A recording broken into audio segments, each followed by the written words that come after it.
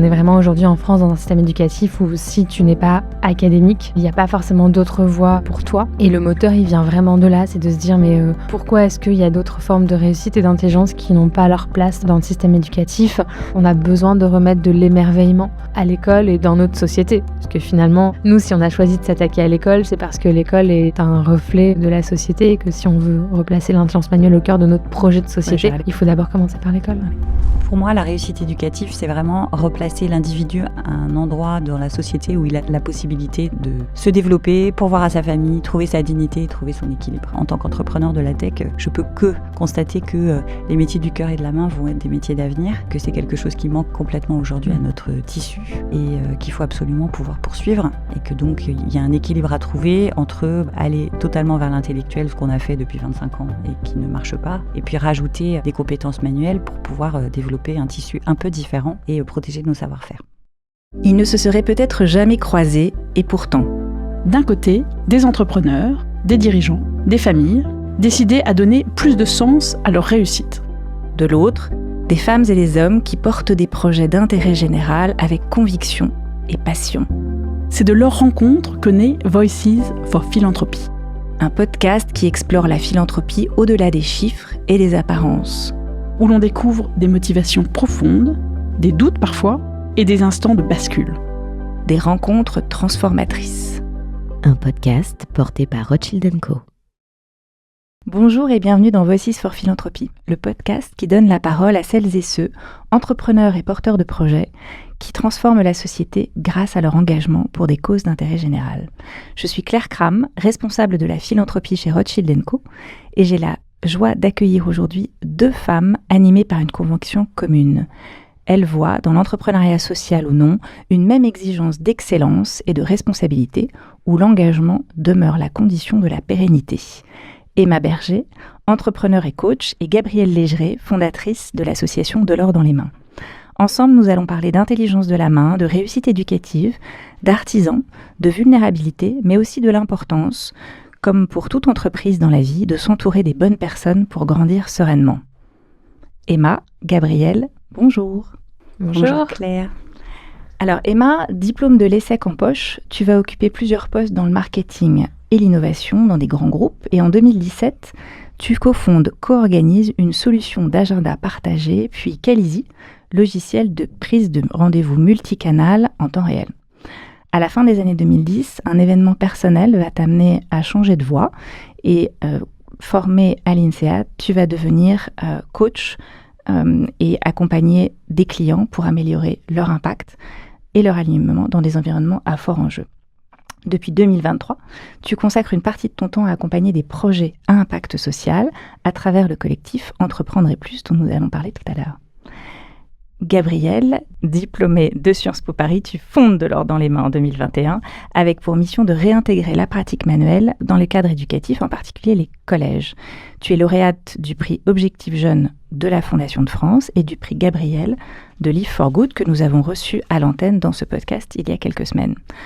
En 2023, tu es missionnée par Rima Abdul-Malak, ministre de la Culture, et Gabriel Attal, ministre de l'Éducation nationale, ainsi qu'Olivia Grégoire, ministre déléguée au commerce, à l'artisanat et au tourisme, pour piloter l'axe jeunesse du plan métier d'art.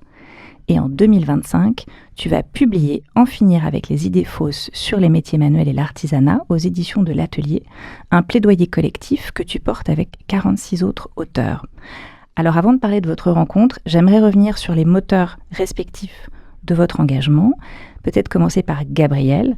Tu nais en Touraine, une région qui occupe une place particulière dans ton cœur. Tu y fais souvent référence quand tu expliques la genèse et tes motivations pour créer De l'or dans les mains. Est-ce qu'on peut revenir sur les premiers pas de cette association ? Absolument. Donc moi j'ai grandi en effet en Touraine, à la campagne, entourée de beaucoup d'artisans et de manufactures qui ont beaucoup fermé les unes après les autres. Et puis au collège, je faisais plutôt partie de ces élèves qui s'ennuyaient beaucoup, qui n'étaient pas très scolaires et qui sont vraiment blessés par l'école parce que placés sur le côté.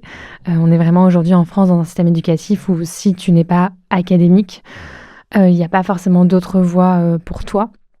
Et le moteur, il vient vraiment de là, c'est de se dire mais pourquoi est-ce qu'il y a d'autres formes de réussite et d'intelligence qui n'ont pas leur place dans le système éducatif.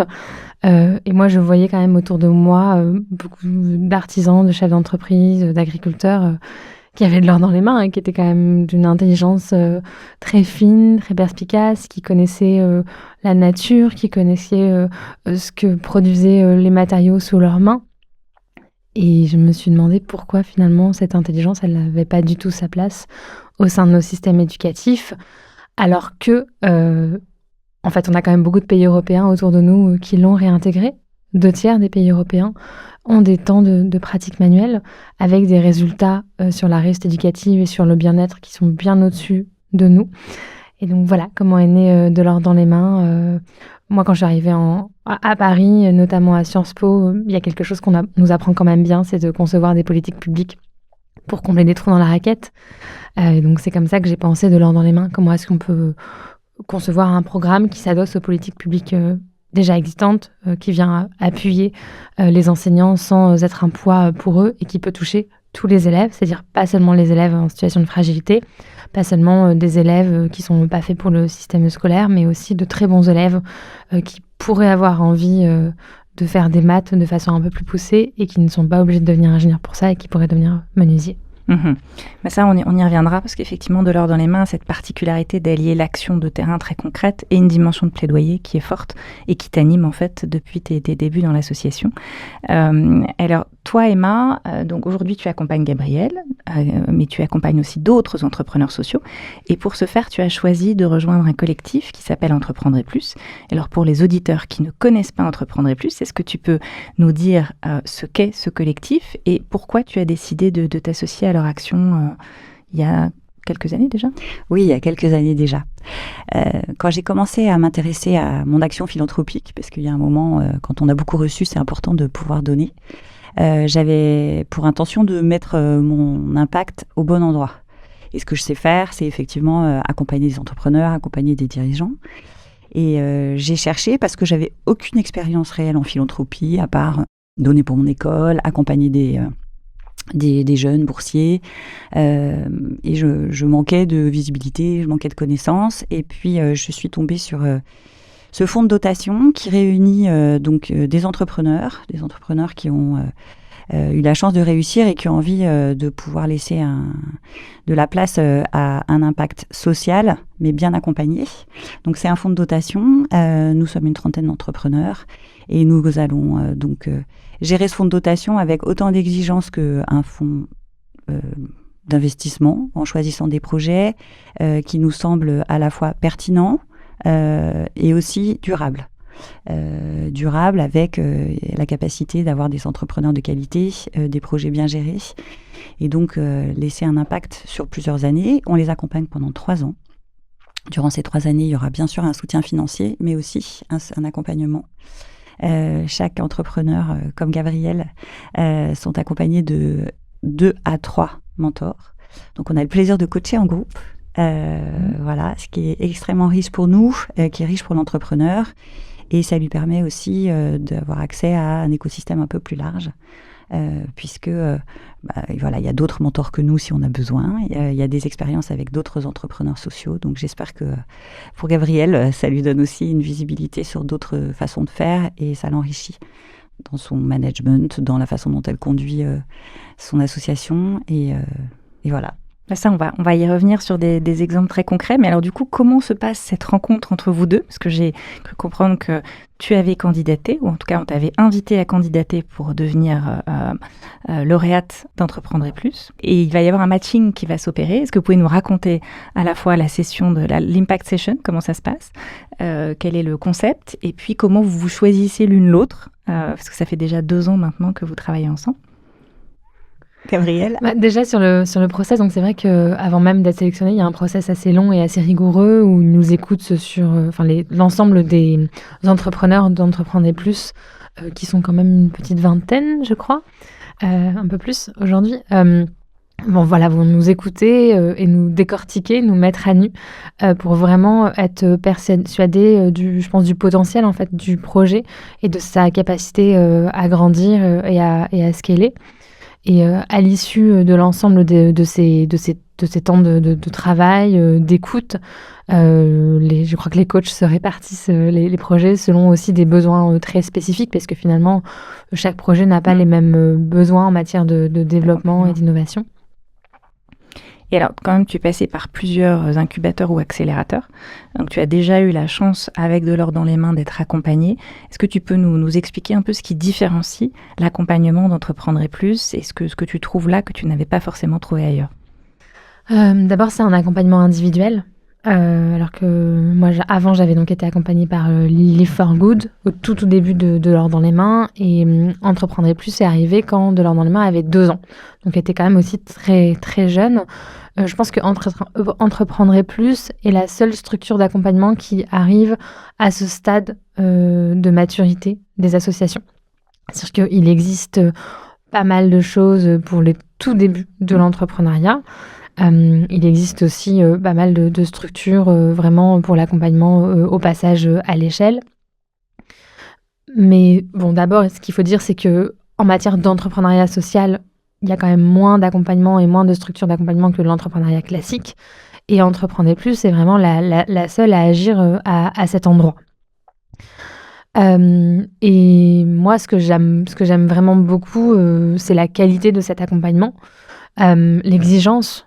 Et puis, au-delà du soutien financier pendant 3 ans, en fait, moi, j'ai quand même 2 coachs pour moi toute seule que je vois quasiment tous les mois. Et en fait, ça n'existe nulle part ailleurs. Enfin, cet accompagnement gratuit, offert de gens qui ont une expérience, qui sont capables de t'aider à prendre du recul sur tes décisions.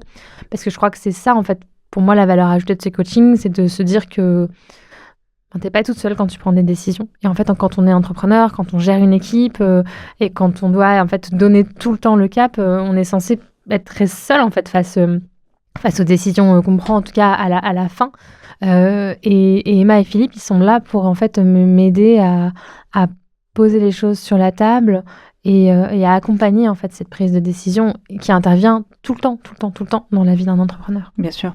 Et du coup, tu as, au cours de ces 2 ans, pris des décisions assez importantes, en tout cas qui ont permis de réorienter un peu le projet De l'or dans les mains. Donc, pour les auditeurs qui ne connaissent pas, est-ce que tu peux nous préciser ce que vous faites? Donc, vous accompagnez des jeunes dans les collèges à travers ces ateliers. Peux-tu nous raconter le modèle De l'or dans les mains et comment justement il a évolué peut-être ces 2 dernières années sous l'influence d'Emma et de Philippe?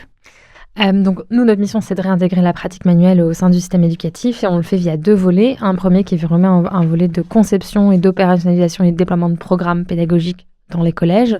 Donc ce sont des programmes qui vont permettre à des artisans d'animer des ateliers de pratique en classe où ils vont faire fabriquer des objets en lien avec leur programme scolaire. Et donc on a 2 programmes pour ça. On a un programme qui s'appelle Je découvre les métiers manuels et un autre qui s'appelle Je tisse Picasso. Et en tout cas, à la fin de leur programme, qui peut durer entre 10 et 20 heures tout le long de l'année scolaire, il va y avoir un objet qui a été conçu main dans la main avec des artisans qui ont transmis leurs gestes. Et ce sont des programmes qui sont scolaires, c'est-à-dire que ce ne sont pas des programmes juste pour découvrir des métiers et agir sur un enjeu que d'orientation, mais aussi de partage pour en fait retisser des liens entre le manuel et l'intellectuel et montrer à ces enfants que tout ce qu'ils vont apprendre en cours peut être utile dans la conception d'un objet. Donc ça, c'est notre premier volet qui aujourd'hui est implanté. Donc c'est un programme qui est implanté dans 9 académies, 6 régions et qui a touché 10 000 jeunes depuis la création de l'association. Et donc qui est piloté par des responsables régionales qui sont implantés sur le territoire et qui ont en fait un portefeuille d'artisans, d'enseignants, d'établissements scolaires, d'entreprises, de savoir-faire. Et donc, ils vont déployer et opérationnaliser ces programmes. Donc ça, c'est le premier volet qui est aujourd'hui le plus lourd, parce qu'en fait, c'est pas aussi simple que du matching de mentorat. En fait, il y a quand même, on fait venir des artisans, des professionnels dans les établissements scolaires avec leurs outils, leurs machines, leurs fils, leurs aiguilles, des matériaux qui parfois sont assez sensibles. Il faut faire attention aussi aux outils qu'utilisent les élèves. Et on fait rentrer ça quand même dans un système qui, pendant longtemps, a méprisé tous ces savoir-faire et toute cette forme d'intelligence. Et puis, le deuxième volet, qui est arrivé très tôt, dès l'origine de l'association, c'est un volet de plaidoyer. De se dire qu'en fait, de toute façon, nous tout seuls, on réussira jamais à réparer avec nos petites épaules cette séparation, cette rupture. Donc il faut travailler main dans la main avec les pouvoirs publics, et avec le grand public aussi, en fait, pour changer cette image. Donc ça a passé par pas mal d'actions de plaidoyer. Tu l'as dit au début, moi j'ai eu cette mission gouvernementale très tôt en fait dans la vie de l'or dans les mains, puisque de l'or dans les mains avait tout juste 2 ans, où en fait on a un certain nombre quand même de propositions qui ont pu s'intégrer à un plan. Ce pôle, il travaille beaucoup sur l'impact et la recherche. Donc par exemple, là aujourd'hui nous on travaille vraiment beaucoup. C'est quoi les endroits en fait où on a le plus d'impact? Où notre action, elle pourrait en fait être déployée et dupliquée. En tout cas, on est toujours dans cette démarche de remettre en question la façon dont on agit et comment est-ce que on peut la consolider et la transformer pour passer un peu d'une solution palliative à une solution vraiment transformative pour ces jeunes. Et puis là, on commence beaucoup à s'adosser à la recherche. Donc on a notamment une doctorante, Paul Tavigno, qui est arrivée chez nous et qui fait sa thèse sur les enseignements pratiques et manuels dans les pays de l'OCDE. Parce que ce qu'on voit, donc en effet, beaucoup de pays européens n'ont jamais lâché ces compétences manuelles. D'autres les ont réintégrées très récemment. La Belgique, par exemple, elle vient de le réintégrer en 2022 avec 2 objectifs: lutter contre les inégalités scolaires et favoriser la réussite éducative de tous les élèves. L'Estonie, premier pays européen au classement PISA, a vraiment massivement investi sur ces temps d'enseignement manuel et technique. Et ils ont quand même 45% de cours de fondamentaux en moins que les Français. Voilà, donc cette thèse va vraiment nous permettre de nourrir tout ce qu'on veut. Et puis donc ça permet aussi de former les éléments de ce plaidoyer collectif qui ne s'appuie pas seulement sur nos actions terrain, mais sur tout un ensemble d'indicateurs qui permettent de prouver que notre action et enfin notre conviction de cette nécessité de replacer l'intelligence manuelle au cœur du système éducatif, elle agit sur l'acquisition des savoirs fondamentaux, le bien-être, évidemment l'orientation, la sensibilisation au développement durable, la confiance en soi et vraiment la réussite éducative et la réussite de chaque jeune. Il y a beaucoup d'émerveillement aussi pour avoir eu la chance de participer à des ateliers. Peut-être tu peux illustrer, parce qu'il y a une grande variété de métiers qui sont présentés, des métiers d'artisanat, des métiers d'artisanat d'art. Qu'est-ce qu'on peut trouver par exemple dans un atelier de l'or dans les mains? Donc nous on travaille à peu près avec 100 métiers qui sont répartis en filières, dont les filières de l'ameublement, de la mobilité, de la réparation, du textile. Et donc les jeunes vont voir au moins 6 savoir-faire de ces filières. Donc, ils peuvent tout à fait travailler avec un menuisier pour fabriquer un banc collectivement pour leur cours. Une mosaïste où ils vont pouvoir aussi représenter un dessin qui leur parle. Par exemple, très récemment, une mosaïste les a fait travailler sur la représentation des réseaux sociaux. Et donc, cette mosaïque était vraiment une traduction de ça. On travaille avec des fleuristes, par exemple on travaille avec l'Union nationale des fleuristes qui vont apprendre aux élèves donc en effet qu'est-ce que c'est l'équilibre d'un bouquet, mais en fait comment est-ce qu'on choisit des fleurs de saison, d'où elles viennent. Donc voilà, il y a vraiment beaucoup d'ateliers et en effet je crois qu'on a besoin de remettre de l'émerveillement à l'école et dans notre société, parce que finalement nous, si on a choisi de s'attaquer à l'école, c'est parce que l'école est un reflet de la société et que si on veut replacer l'intelligence manuelle au cœur de notre projet de société, à l'école. Il faut d'abord commencer par l'école. Et alors toi, Emma, quand tu découvres ce projet, à quel moment tu te dis l'idée est géniale, j'ai envie d'aider Gabriel, parce que tu es maman de grands enfants, tu es grand-mère aussi. Je suis grand-mère aussi. Et donc, dans quelle mesure est-ce que ça s'aligne un peu avec ta vision de la vie et de ce que devrait être justement la réussite éducative pour tous les enfants? Alors, pour moi, la réussite éducative, c'est vraiment replacer l'individu à un endroit dans la société où il a la possibilité de, j'allais dire, se développer, pourvoir à sa famille, trouver sa dignité, trouver son équilibre. Donc, c'est quelque chose que je recherche depuis longtemps et à travers tous les projets que j'accompagne. Et c'est vrai que dans ce projet, l'éducation manuelle est au centre, mais bien placée. Elle est bien placée à 2 niveaux. Je trouve qu'elle est bien placée par rapport à tout l'aspect plaidoyer sur le fait que retrouver de l'émerveillement, du fait de travailler avec ses mains à l'école, ça donne un équilibre général à l'enfant, je pense. que ce soit dans les apprentissages techniques ou dans les apprentissages plus intellectuels. Donc ça, je pense que c'est vraiment intéressant. Et la deuxième partie, c'est que en tant qu'entrepreneur de la tech, je peux que constater que les métiers du cœur et de la main vont être des métiers d'avenir, que c'est quelque chose qui manque complètement aujourd'hui à notre tissu, et qu'il faut absolument pouvoir poursuivre. Et que donc il y a un équilibre à trouver entre aller totalement vers l'intellectuel, ce qu'on a fait depuis 25 ans et qui ne marche pas, et puis rajouter des compétences manuelles pour pouvoir développer un tissu un peu différent et protéger nos savoir-faire. Voilà, donc j'ai été séduite par le projet, j'ai été séduite par la personnalité de Gabrielle parce que j'ai trouvé que dans sa jeunesse, elle avait un enthousiasme structurée, organisée, qu'elle avait une vision claire pour son projet, qu'elle avait de l'ambition et aussi de l'écoute, parce que c'est important. Quand on est entrepreneur, il faut savoir s'adapter à un contexte toujours changeant, avoir de l'écoute, être ouverte aux idées différentes, aux challenges aussi. Parce que quand on l'accompagne avec Philippe, j'en profite pour faire un petit coucou à Philippe Decléty, qui est mon partenaire, partner in crime dans cet accompagnement. On challenge Gabrielle, on espère dans le bon sens, mais on essaye de lui donner l'opportunité à la fois de réfléchir sur son projet, de réfléchir sur comment elle se sent dans son projet, parce qu'il y a tout un aspect quand même, je trouve, assez humain, émotionnel dans le fait d'être entrepreneur aussi jeune, en étant une femme. Il y a beaucoup de contexte qui fait qu'il faut être, je pense, très branché sur ses émotions pour être puissant dans son management, ce qu'elle est.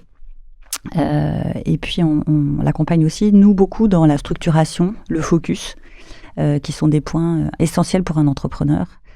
Et on trouve que depuis 2 ans, dans les mains fait beaucoup de choix stratégiques qui vont faire que on a aucune crainte sur le fait que cette association se développe dans le bon sens, avec beaucoup de pérennité et d'intelligence. Mais c'est sûr que le chemin parcouru est impressionnant, parce que tu vas fêter tes 5 ans cette année, comme nous avec la fondation du groupe d'ailleurs. Donc ça c'est très chouette, parce qu'on travaille ensemble depuis quand même un certain nombre d'années. Et donc en 5 ans, tu as multiplié par 3 le nombre de tes salariés, par 6 le budget annuel à peu près. Donc c'est quand même une trajectoire de croissance rapide. Quels sont justement les choix que tu as faits pour sécuriser les bases de l'or dans les mains et aborder les prochaines années avec sérénité? Alors, je pense qu'en effet, on a eu une croissance rapide mais maîtrisée. Et je pense qu'on aurait pu, par opportunité, avoir une croissance encore plus rapide.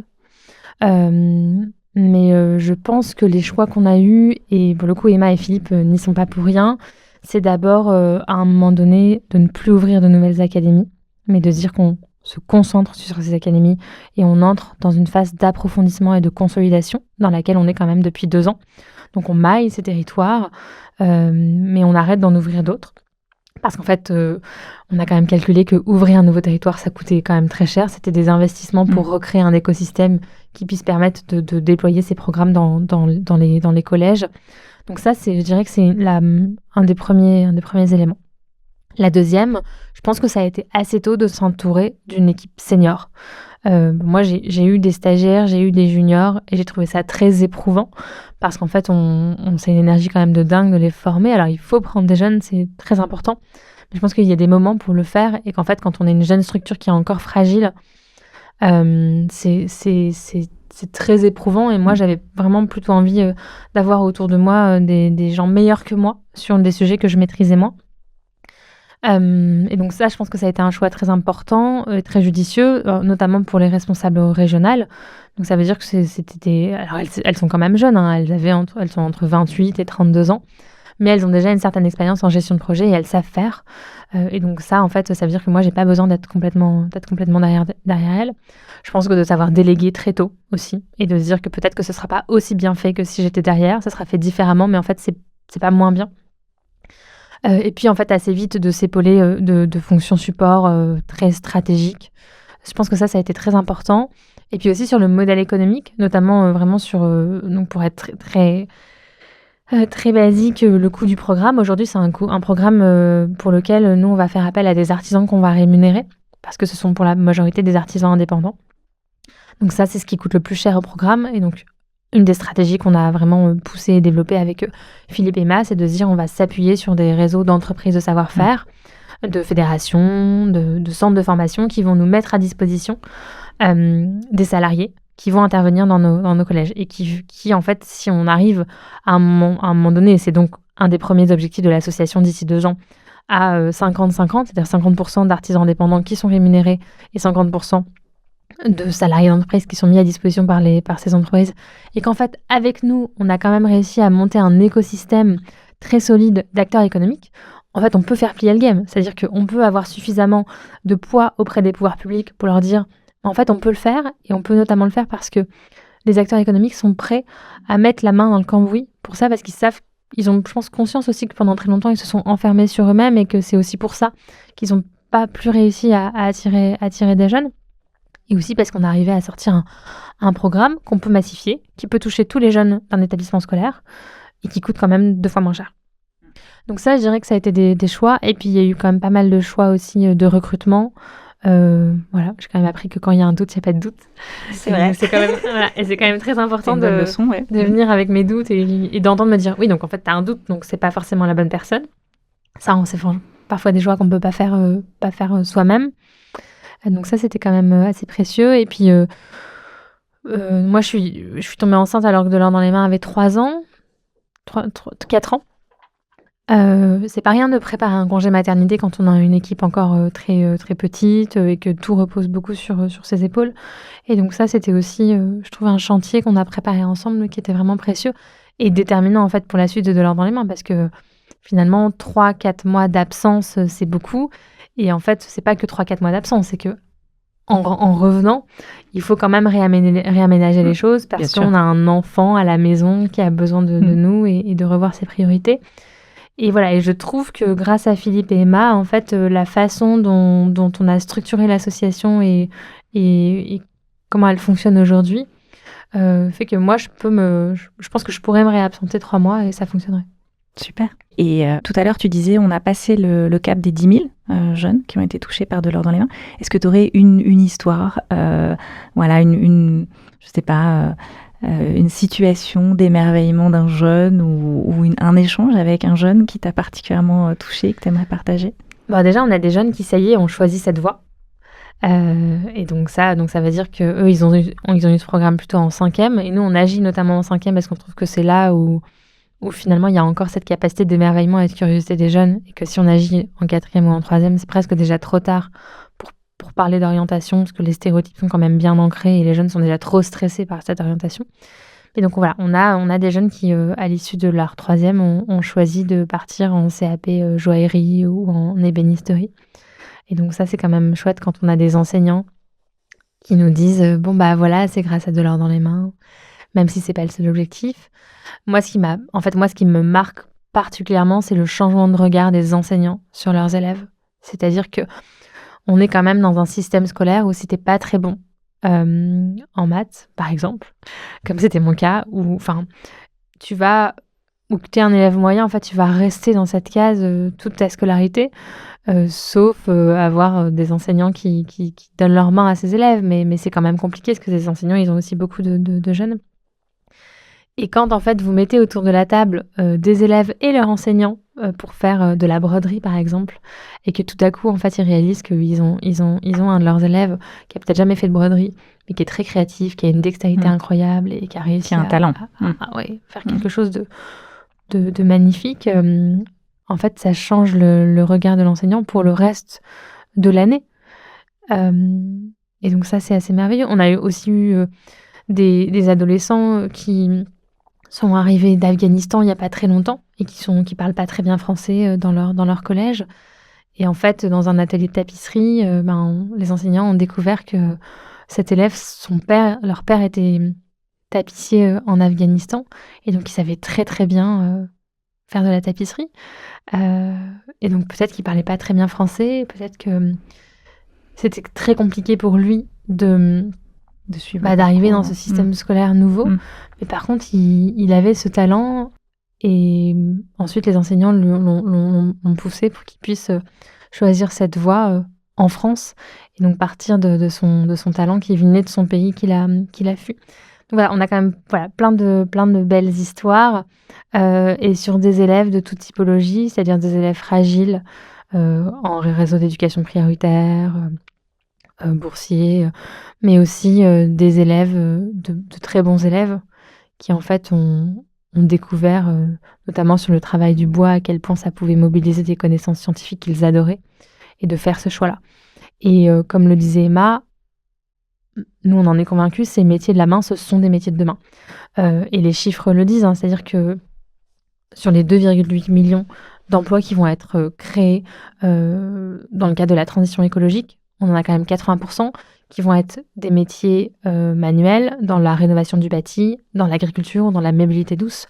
Donc en fait, on n'a pas le choix et je ne comprends pas pourquoi on ne prend pas ce chemin dans notre société. Enfin, pourquoi est-ce que les compétences manuelles, elles ne sont pas valorisées au sein du système éducatif ? C'est quand même compliqué de dire à un jeune en 3e, deviens menuisier. C'est génial, alors qu'en fait, ces compétences, elles n'ont jamais été encouragées, évaluées, valorisées par le système éducatif. Or, en fait, aujourd'hui, ça n'a plus aucun sens d'envoyer des millions de jeunes en droit. Évidemment, on aura toujours besoin d'avocats. Bien sûr. Mais en fait, on voit bien qu'on va en avoir besoin de moins parce que l'IA est en train de grignoter pas mal de ces métiers. Donc, vraiment, l'urgence, elle est là. En tout cas, ça te conforte dans le choix que tu as fait il y a 5 ans de créer de l'or dans les mains. Oui, mais je trouve on voit aussi le verre à moitié vide. C'est-à-dire qu'il y a encore tellement à faire. Mais alors justement, dans ce qu'il y a tellement à faire, Emma, est-ce que, toi qui côtoies Gabrielle étroitement depuis 2 ans, comment est-ce que tu vois les enjeux pour l'association, justement pour qu'elle continue à prendre sa place, à porter sa voix et celle des métiers de la main ? Alors, je trouve que les fondamentaux sont là. Il y a pour moi 2 aspects qui sont extrêmement importants, même 3 on va dire. Le premier, comme Gabrielle l'a dit, c'est de prendre une trajectoire que nous on encourage de plus en plus sur les entrepreneurs sociaux qu'on accompagne, qui est de privilégier la qualité de l'impact plutôt que le scale ou le passage à l'échelle de façon assez massive, parce qu'il y a à la fois plus à apprendre au niveau du business model, au niveau de la qualité de l'impact, au niveau du plaidoyer. On est plus en profondeur. Ça, j'allais dire, tu l'as évoqué tout à l'heure, Gabrielle, mais c'est un premier point. Le deuxième point, c'est tout le travail qui a été fait et que je trouve qui est puissant sur la réflexion du business model, c'est-à-dire passer sur effectivement un tissu artisanal, industriel, qui va fournir par le mécénat de compétences et d'entreprises des artisans et des employés qui vont permettre d'avoir un business model pérenne. Et ça, c'est intéressant et utile. Et ça continue à se déployer. Et puis, toute la dimension de plaidoyer qui démarre aujourd'hui appuyée sur de la recherche et qu'il faut massifier, développer. Ça va prendre du temps. Mais il faut pouvoir faire entendre cette voix parce qu'au fond, de l'or dans les mains, c'est un laboratoire exceptionnel aujourd'hui et qui doit pouvoir faire entendre sa voix, ses résultats et rayonner dans un écosystème peut-être plus global. Et ça, c'est important. Donc pour moi, ces challenges-là sont à poursuivre. Il y a peut-être un maillage à faire avec peut-être d'autres associations ou d'autres établissements de recherche. Donc ça fait partie peut-être des choses à explorer sur les années qui viennent. Et puis, je pense que quand on est entrepreneur, on a toujours des choses à remettre sur le métier. On réfléchit ensemble avec Gabrielle toujours plus profondément sur quel est l'impact du programme qu'on déploie. Gabrielle, elle se pose toujours 100 000 questions sur la qualité de son impact. Est-ce que c'est ce programme-là? Comment il est? Combien il y a d'heures? Qu'est-ce qui sert le plus l'étudiant? Qu'est-ce qui va donner le plus envie à des enfants de 5e de s'intéresser à des choses? Donc, on creuse toujours cette partie-là et je pense que c'est intéressant parce que le produit, c'est quand même ce qui fait la matière et l'intérêt et toujours la mesure d'impact. Et ça, c'est vraiment quelque chose qu'on garde toujours au cœur parce que c'est un projet d'impact social. Et malgré tout la structuration, business, recherche, etc., ça reste au cœur de l'ADN de ce projet. Et c'est ce qu'incarne Gabrielle et c'est ce qu'on souhaite pouvoir poursuivre avec elle. Merci à toutes les deux, Gabrielle Légeret, Emma Berger, pour ce témoignage sur De l'or dans les mains qui permet de remettre les métiers manuels au cœur du projet éducatif et de mettre en visibilité toutes ces voix qui sont, on l'a bien entendu aujourd'hui, des voix d'avenir. Merci, Bonne journée. Claire. Merci Claire.